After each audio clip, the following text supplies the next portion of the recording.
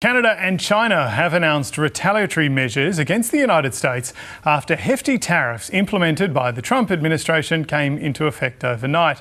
Our North America correspondent, Cayman Gock, has been following the latest and joins us from the US Capitol. Cayman, the markets don't really like this, and this represents a pretty big escalation in tensions between some of America's biggest trading partners.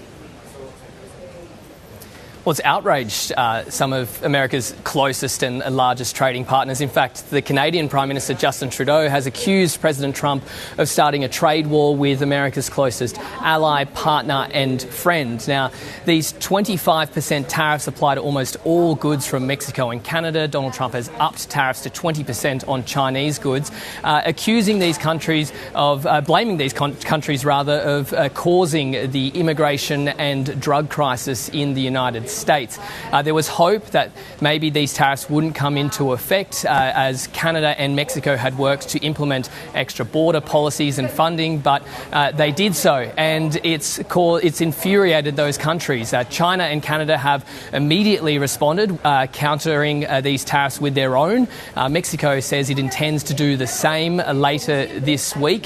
The fear is, from analysts, they predict that these tariffs, this trading dispute, will increase prices for everyday consumers, because the way tariffs work is the importing company will pay that extra tax and then likely often pass it on to consumers. Now, the president has then hit back at Justin Trudeau on social media, attacking the Canadian Prime Minister, saying if Canada puts their tariffs in place, then America will add reciprocal tariffs, so a lot of extra charges and surcharges from both ends on goods. Meanwhile, Justin Trudeau has urged the president to back down.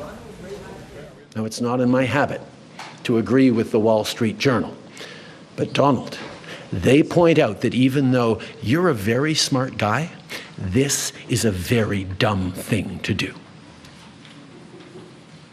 We two friends fighting is exactly what our opponents around the world want to see.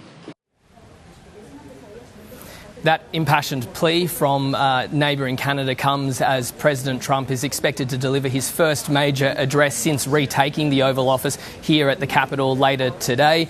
This speech typically outlines the domestic agenda of the president, so he will likely be discussing tariffs, immigration and government spending cuts. But given the way this administration has upended foreign policy, we could, most recently pausing military aid to war-torn Ukraine, we could expect as well discussions around Ukraine's mineral deal with the US, if that will go ahead, and it could be aimed at a global audience, this speech, because no doubt leaders from around the world will be watching in.